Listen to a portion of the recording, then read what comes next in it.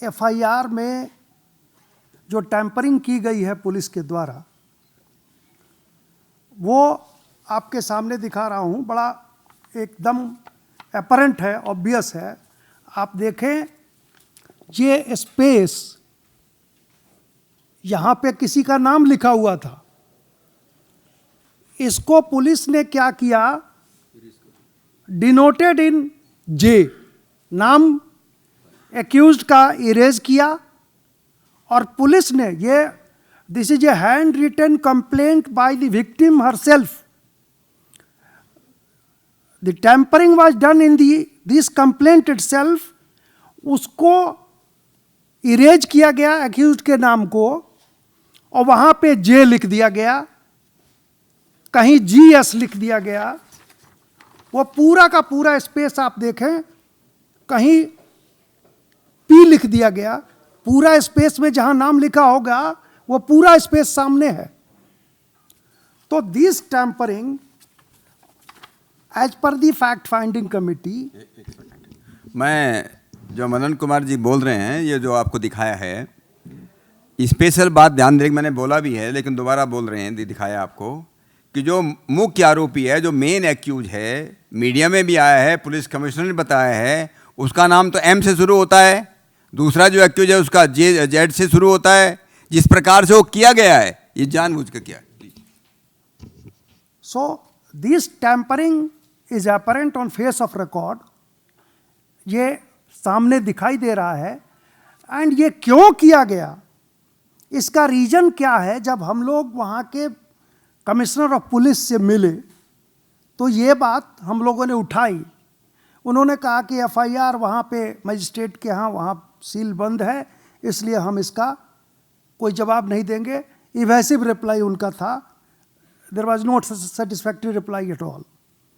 अब हम लोगों का ये कहना है, रिपोर्ट में हमने इसलिए एक इंडिपेंडेंट और इम्पार्शियल इन्वेस्टिगेशन का डिमांड इसलिए किया है फैक्ट फाइंडिंग कमिटी ने। हमने आज रिक्वेस्ट किया है पार्टी को कि गवर्नमेंट, सेंट्रल गवर्नमेंट को लिख के इस घटना की एक इम्पार्शियल जांच कराई जाए कि एफआईआर जो वेरी बेसिस है प्रोसिक्यूशन का, उसमें इतना बड़ा टैंपरिंग, एक्यूज्ड का नाम छुपाने का वजह कोई हो नहीं सकता।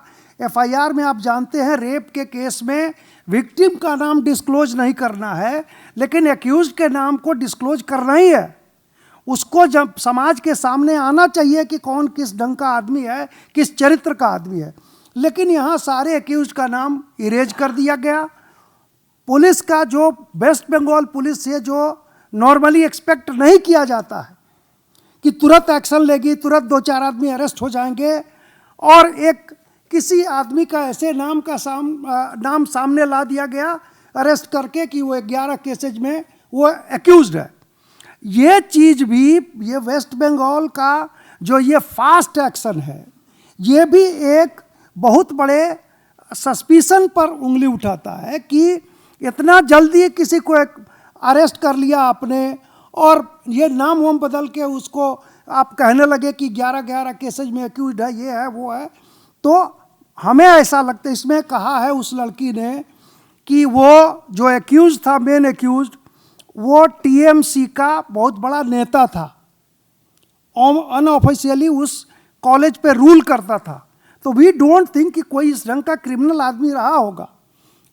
वो कहीं कोई बहुत बड़ा आदमी उसमें इन्वॉल्व है, जिसको पुलिस बचाना चाहती थी, और उसके वजह से उसको बचाने के लिए दूसरे लोगों को, बच्चों को अरेस्ट करके, और ऐसा लगता है कि मामले को हसब करना।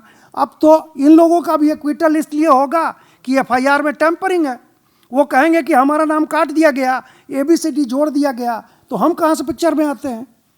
तो ये भी बचेंगे कानूनी ढंग से, और जो मेन रियल कल्प्रिट है उसको सामने नहीं आने दिया।